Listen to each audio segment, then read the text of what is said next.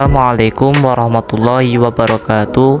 Perkenalkan, nama saya Muhammad Aziz Rahman dari kelas Ekonomi Syariah H dengan NIM 401200243. Saya akan menjawab dari pertanyaan-pertanyaan dari mata kuliah studi kelayakan bisnis.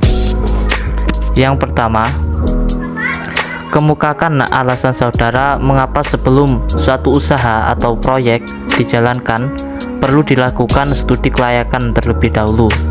Padahal biaya untuk melakukan studi cukup besar, termasuk untuk melakukannya, waktu untuk melakukannya.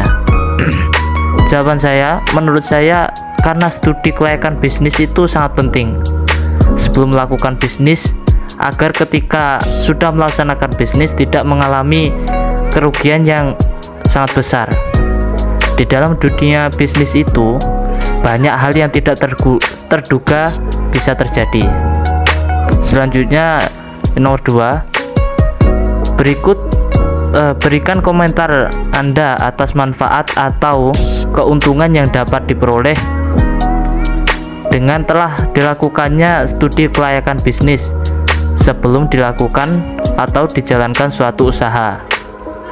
Jawaban saya, manfaat dari melakukan studi kelayakan bisnis sebelum menjalankan usaha ialah agar terhindar resikonya kerugian, mempermudah perencanaan, mempermudah pelaksanaan pekerjaan, mempermudah pengawasan, dan mempermudah pengendalian. Yang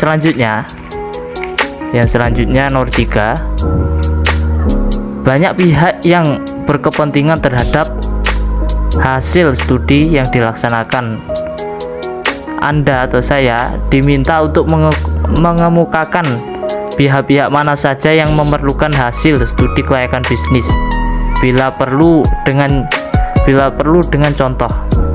Jawaban, pihak-pihak yang perlu dikemukakan tentang hasil studi kelayakan bisnis antara lain pihak investor, pihak kreditor, pihak manajemen perusahaan, dan pihak pemerintah dan masyarakat.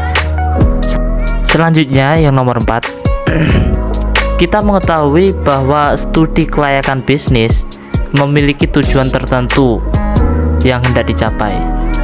Kemukakan tujuan yang dimaksud, berikut alasannya.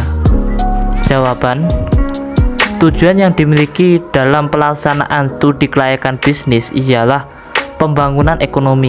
Alasannya ialah untuk melihat seberapa besar manfaat yang diperoleh perusahaan dalam pembangunan ekonomi nasional. Selanjutnya yang terakhir, nomor 5, dalam melakukan penilaian terdapat beberapa aspek yang perlu dinilai. Anda diminta untuk menjelaskan aspek-aspek mana saja yang perlu dinilai untuk menentukan layak tidaknya suatu usaha dengan skala prioritas. Berikut alasannya. Jawaban, yang harus diperhatikan ialah aspek pasar, yakni potensi pasar, jumlah konsumsi, daya beli masyarakat, segmentasi, situasi persaingan, karena dengan mengetahui aspek tersebut akan membawa kelancaran dalam menjalankan usaha. Jadi dalam aspek ini itu tergantung sangat penting dalam untuk diperhatikan. Jadi sebelum melaksanakan studi kelayakan bisnis, yang paling penting itu dengan mengetahui aspek pasar terlebih dahulu. Baik, itu saja yang dapat saya sampaikan. Banyak kesalahan, saya mohon maaf yang sebesar-besarnya. Akhirul kalam, wabillahi taufiq wal hidayah, wassalamualaikum warahmatullahi wabarakatuh.